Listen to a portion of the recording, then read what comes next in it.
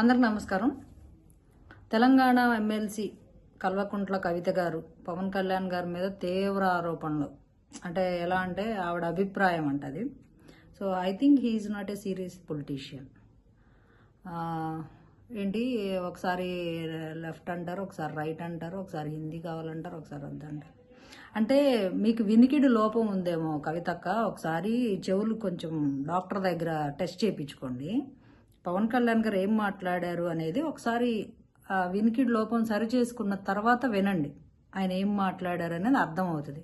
సరే, అప్పటికి కూడా మనకి తమిళ్ రాదు, ఇంగ్లీష్ రాదు, హిందీ రాదు అంటే మీకు ట్రాన్స్లేట్ చేసి పంపించమంటే మీకు కన్వీనియంట్ లాంగ్వేజ్లో తెలుగులో పంపిస్తాము, చదువుకోండి.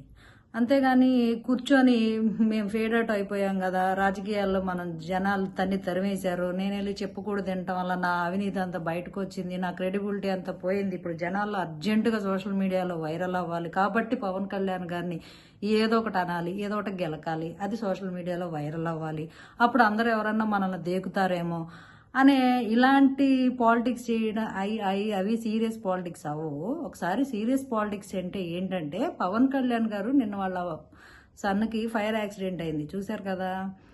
ఇచ్చిన కమిట్మెంట్ ప్రకారం అంత సీరియస్ సిచ్యువేషన్స్లో కూడా వాళ్ళ కొడుకుకి ఇబ్బంది కలిగినా కూడా, ప్రమాదం జరిగినప్పటికీ ఆయన ప్రజలకు ఇచ్చిన మాట కోసం నిలబడి ఆయన పనిని కంప్లీట్ చేసుకొని ఆ తర్వాత బయలుదేరారు.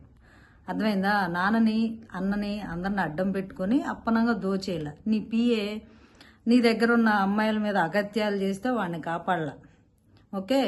అలాగే మీరు లిక్కర్ స్కామ్లో వందలాది కోట్ల రూపాయలు మింగేసి జైలుకి వెళ్ళాల. సో అది ఎంత సీరియస్ పాలిటిక్స్ అని మీరు అనుకుంటున్నారు. అవన్నీ చేయలేదు కాబట్టి సీరియస్ పాలిటీషియన్ కాదనుకుంటున్నారు. సో ఇక్కడ మనకి రాజకీయాల్లో లెఫ్టిజం రైటిజం లాగే ఇంకొక ఇజం ఉంది, అదే పవనిజం. అర్థమైందా? పవన్ కళ్యాణ్ గారి పాత ఎలా ఉంటుందంటే ప్రజా సంక్షేమం గురించి ఉంటుంది. అర్థమైందా? ప్రజా సంక్షేమం కోసం ఆలోచిస్తారు కాబట్టి ఆయనకి ఎంత నిబద్ధత ఉంది అనేది యావత్ ప్రపంచం చూసింది నిన్న. సో ఎవరు సొంత డబ్బులు ఖర్చు పెట్టి గ్రామాలను అభివృద్ధి చేయరు, కానీ పవన్ కళ్యాణ్ గారు ఏ పంచాయతీకి వెళ్ళినా ప్రభుత్వ నిధులతో పాటు ఆయన సొంత నిధులు కూడా వెచ్చించి మరీ రోడ్లు వేయిస్తున్నారు, ప్రజలకు నీళ్లు ఇస్తున్నారు. నువ్వు 2 సార్లు ఏమో గెలిచినట్టున్నావు. సో ఏదో ఎంపీగా ఒకసారో ఎమ్మెల్యేగా ఇంకొకసారో ఎమ్మెల్సీగానో ఎలాగో చేసినట్టున్నావు. ఏం ఊడబొడిచావు నీ తెలంగాణ ప్రాంతంలో? నువ్వు నుంచున్న నియోజకవర్గంలో, నీ పార్లమెంట్ నియోజకవర్గంలో ఏమి అభివృద్ధి చేసావు? నువ్వు చేస్తే నిన్ను ప్రజలు ఓట్లేసి గెలిపించేవాళ్ళు కదా, ఎందుకు తరిమేశారు? If you are an a serious politician, why you defeated in your place? చెప్పు.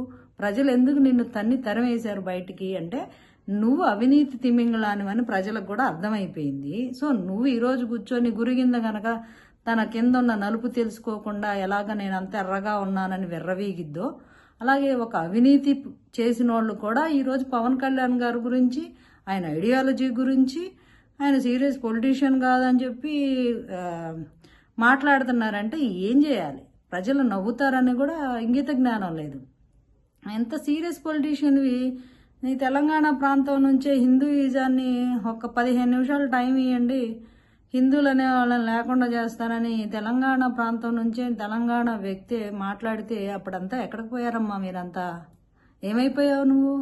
మహిళల గురించి, మహిళా బిల్లుల గురించి పార్లమెంట్లో ఉన్నప్పుడు ఏ రోజైనా మాట్లాడావా? నువ్వు చేతికి పెట్టుకున్న 20 లక్షల రూపాయల వాచ్ అనుకుంటున్నావా పాలిటిక్స్ చేయడం అంటే? 20 లక్షల రూపాయల వాచ్లు పెట్టి 10,000 రూపాయల చీరలు కట్టి 20,000 రూపాయల చీరలు కట్టి తిరగడం అనుకుంటున్నావా సీరియస్ పాలిటీషియన్ అంటే?